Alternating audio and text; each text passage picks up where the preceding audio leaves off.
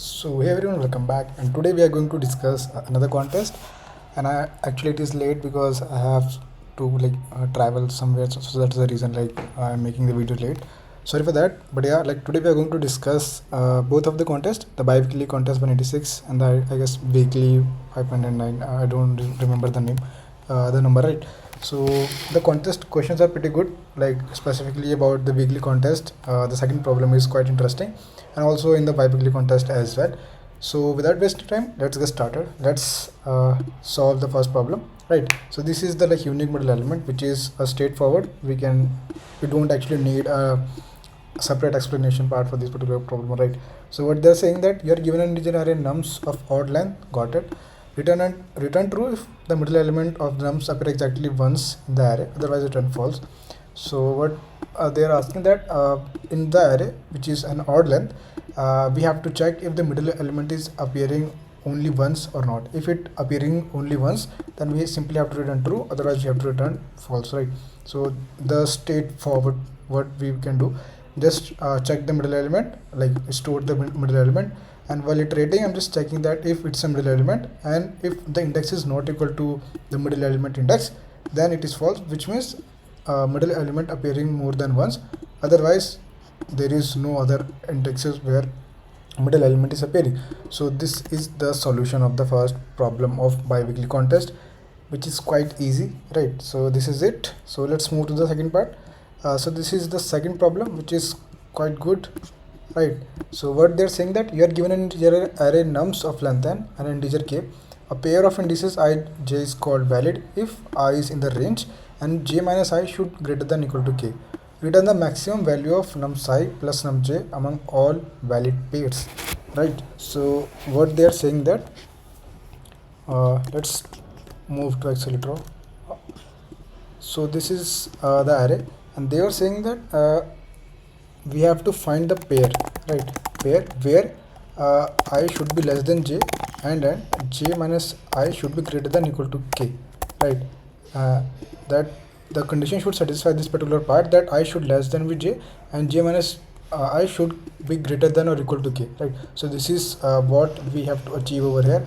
So what's the brute force approach which which will come in your mind, that run two loops, find all the I and j and check if it's satisfying the condition or not, and then calculate the maximum sum, right? So what I'm talking about is that the simple is that running from I to I'm writing it just this, right? You know what the other part is look like, and this is from yes, right, and j plus plus, and just checking for the I and the j pair, and just checking if they satisfy our condition, and simply return the maximum value. So this is the brute force approach, but it is going to take O of n square time, which is not insufficient, because if you look towards the constraints, it is 10 to the power 5. So if we run O of n square solution, which is 10 to the power 10, which is not going to run within a 1 second, so that will not going to work, right? So what's the other thing which we can do, right? So let's observe some part of this particular problem, right?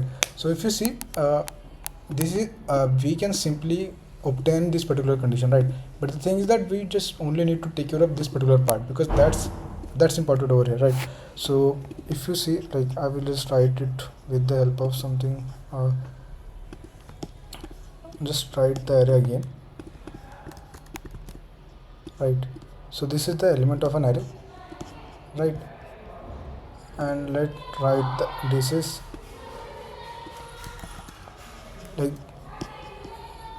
the indices are from 0, 1, 2, 3 and 4, right? So these are the indexes. So what exactly the approach which I thought, and how you can actually approach, so that okay, I know I just need the difference of the indices should be equal to or greater than, which means if let's say if I'm standing at this particular index, right? If I'm standing at this particular index, and till this particular index I'm able to form a difference of the indices which is greater than and equal to k, which is either equal to k or greater than equal to k, which means this particular part satisfy the pair condition, right? But there is also a other number which I can use to form a pair, right? I can fix my I and I can check for other pair as well, right? So this is the main idea what I was I'm thinking about this, right? So I know that okay, if I am at a 0th position, so somehow I just need a index which satisfies this condition, and if it is possible, then from that jth index, like let's say I know my ith index, right, and I got my jth index, right? So I know that okay, if these two pairs satisfy my condition, so apart from j, like after j plus 1,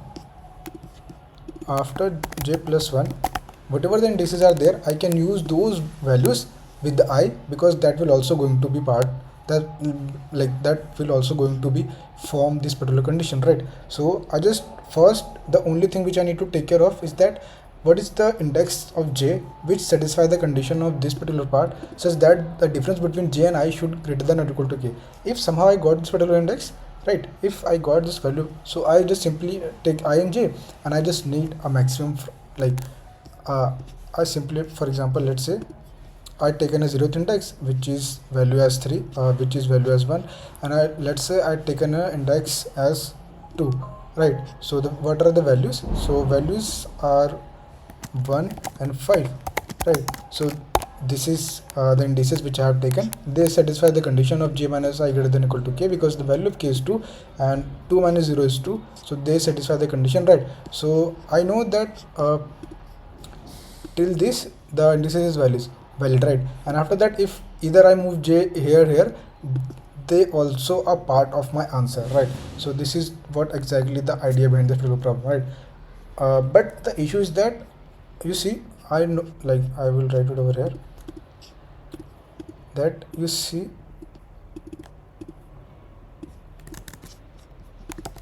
right,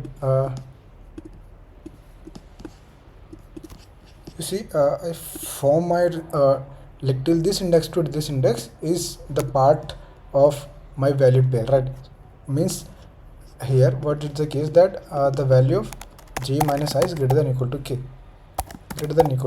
so they satisfy my condition. And after that, I know that my j is start valid, like my j values index is this, right? But after that, whatever the value of j is, that are also a part of my answer, because they are not talking about the equal to k, they are talking about greater than equal to k, which means if till this particular index, if the difference is equal to k, that means after that all the indices difference should also be greater than equal to k, right? So this is the thing. So but the problem here is that if you see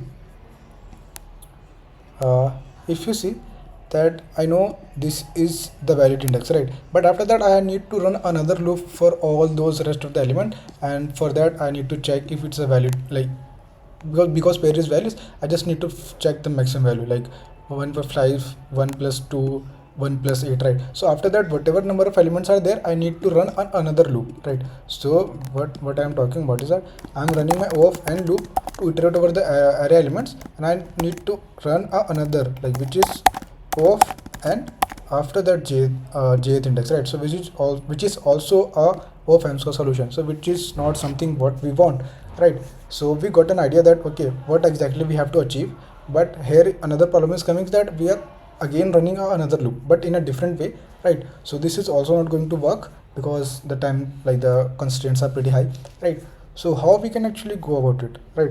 So if you see, if I am like just take an example, that if I am at first index, so if somehow from the left to till that particular index, or till the index which satisfy this condition, if I somehow got to know that what is the maximum value till there,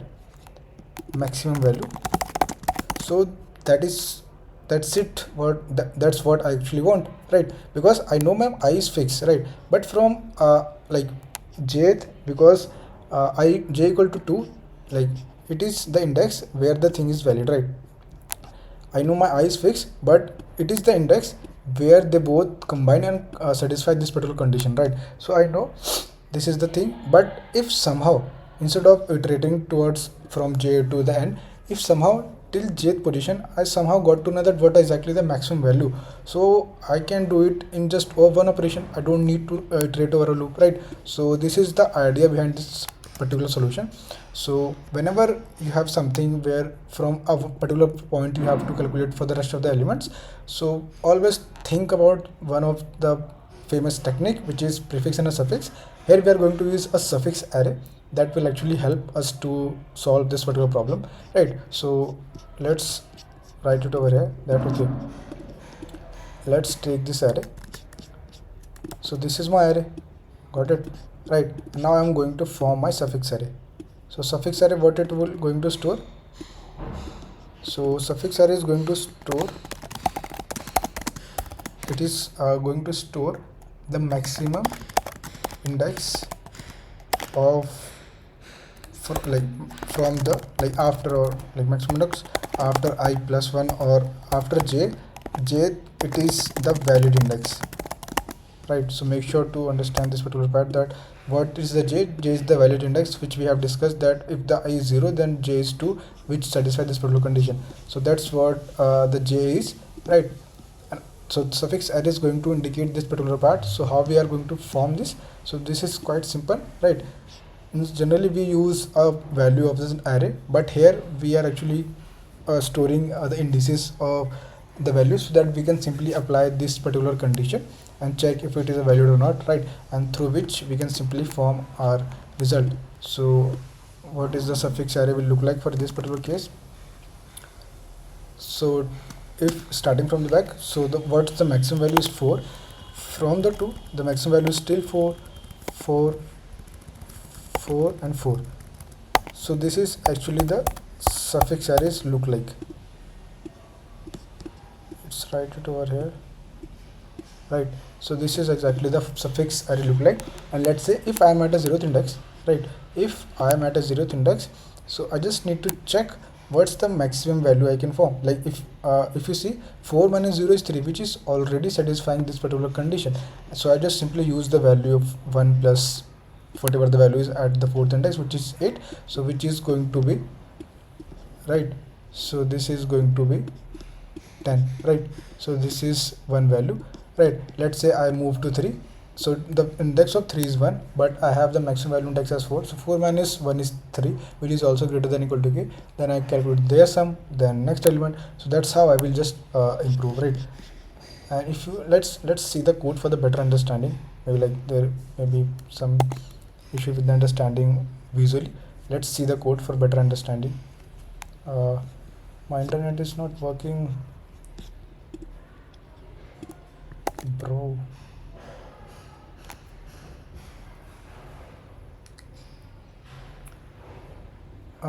What happened to the internet? It is not able to open any of the page. What it is? Just a second.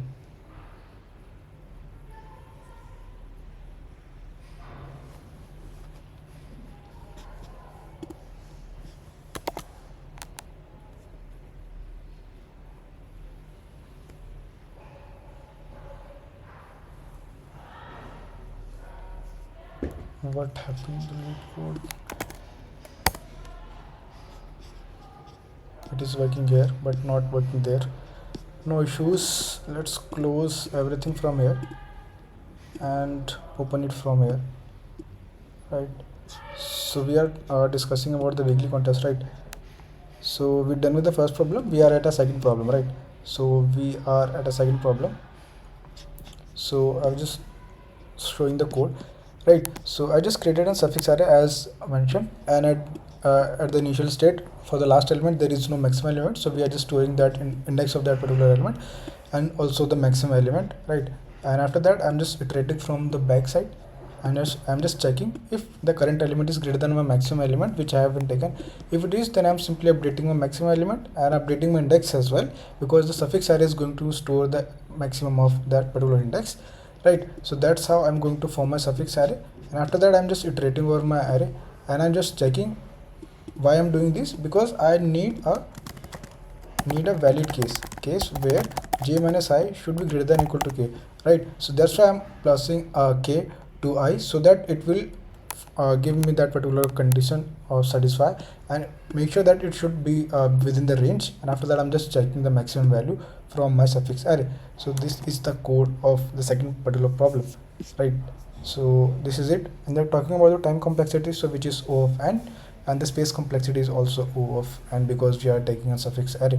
So I hope you're able to understand this particular problem. If you're not, then do watch the explanation part on Accelerator, because that will give you a visual understanding of what is actually happening in this particular problem. Let's move to biweekly contest. So this is our biweekly contest 509. So I was right. So let's see the first and the second problem. So what is the first problem? Like, sum of integer with the maximum digit range. Got it. You are given an integer array nums. The digit range of integer is defined as the difference between the largest and the smallest digit.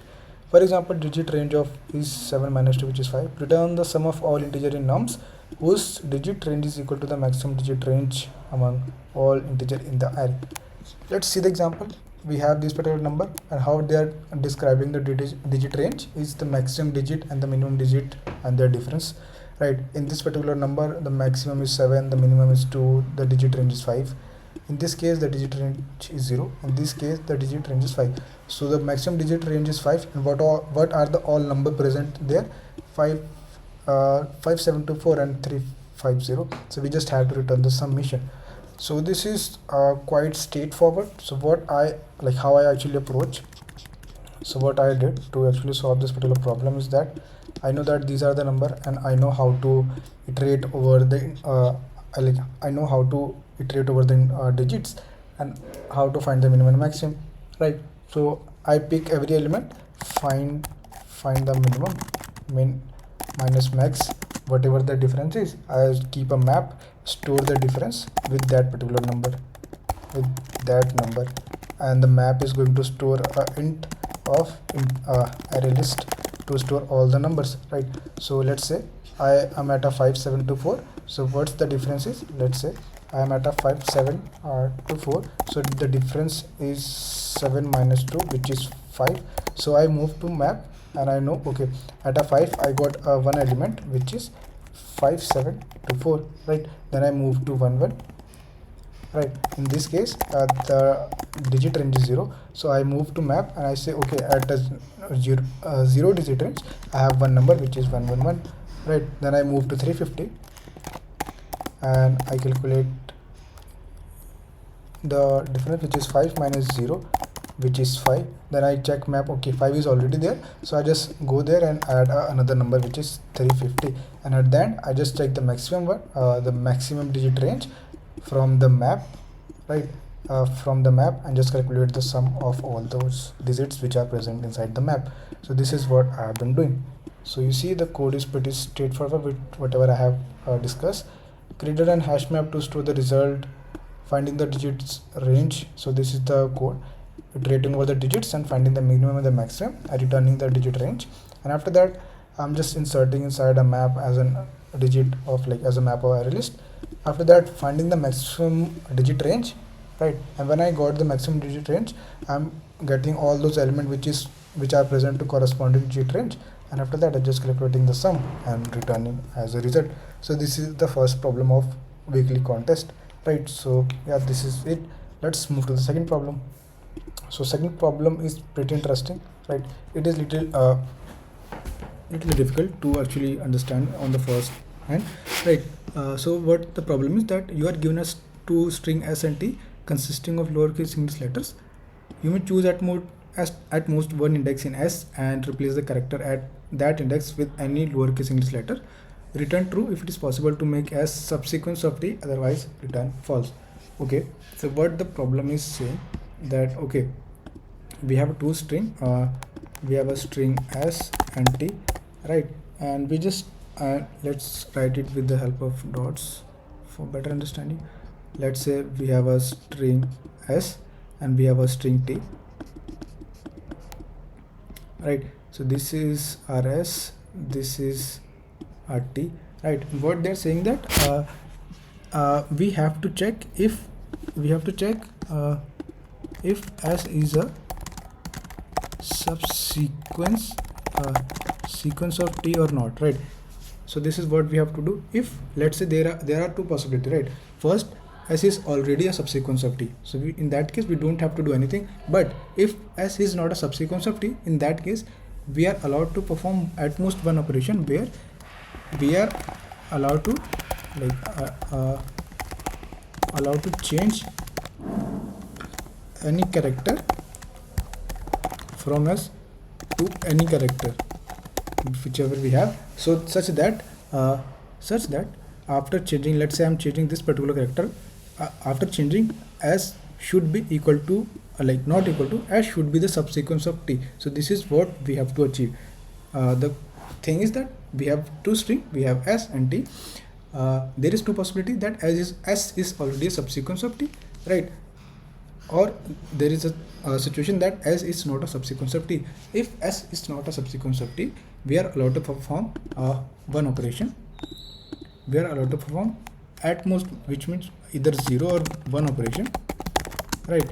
And after that we just need to verify that okay, after performing that particular number of operation, does S become a subsequence of T, yes or no? So this is what we have to achieve in this particular problem. So this is pretty interesting, right? So the one thing is that we can do a brute force while generating all the like iterating over all the T, forming with the S, check if it is subsequence of T or not, because while doing this we just need to take care of that. Whenever we are matching, we just need to take care of that there is only one index which is not match with T, right? So this is the core idea behind this particular problem, like, and how we actually going to thought it, because you see everything is equal except one element, one character in S, which we have to make somehow a character that will be form S to be a subsequence of T. So this is the core idea, and this is the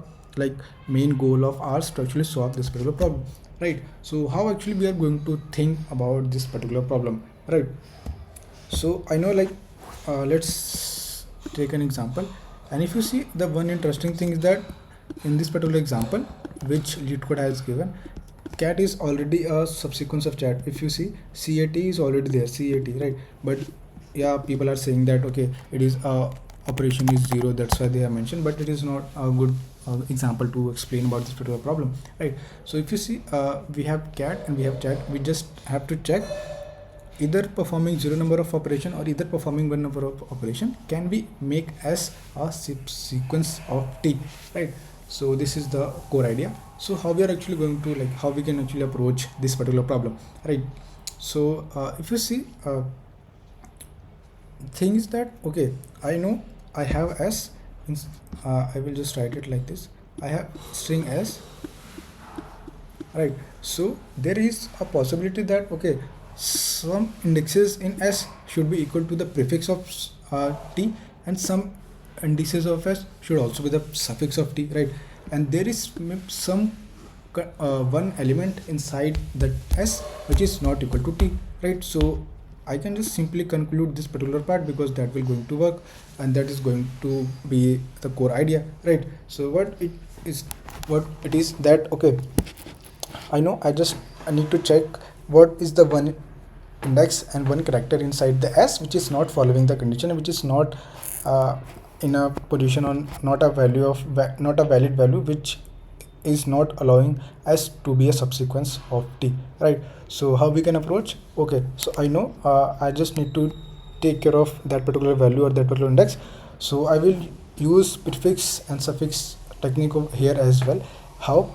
Let's see that okay, I know that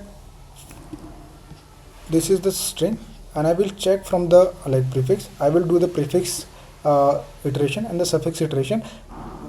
I will try the core idea is that I will try to find the earliest index from the prefix and the largest index from the suffix. Those are actually matching to the T, right? So what I am talking about is that, so let's say this is the T, right? So I will try to form as many prefix matches by the S and as many suffixes matches by the T, matches by the suffix of S, right? And after that I just need to take care of whatever the number of character remains inside the S.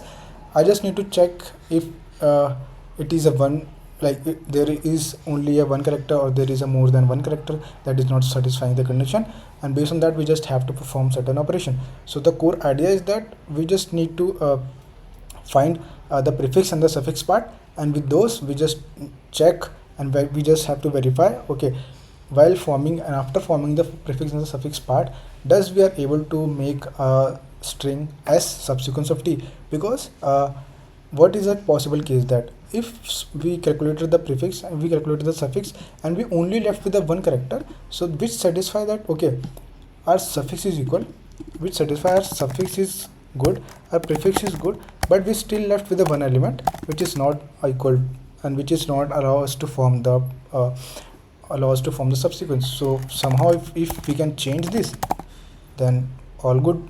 This is what we have to done over here. So this is the core idea behind this problem, and I know it is sound little difficult because I think I tried my best to actually explain what the core idea, but this is the core thing, that we are using prefix and a suffix to try to match as many character as possible, and after that whatever the remaining character is, we just checking if we can change that particular character to something so that s become the suffix or subsequence of t, right? So this is the core idea behind this particular problem, and I also took a lot of time to actually understand and solve this particular problem. So let's see the code for better understanding. So what I have been talking about, so this is the base case that if s length is greater than t length, then there is no sense, right? Because s cannot be the subsequence of t, right? So that's, in that case the answer is always false. And after that I've just created taken a length. I have created two arrays, left and right, and put a -1 just as a by default values. Now iterating over the s, and this is the condition where I'm matching with the t and the s, right?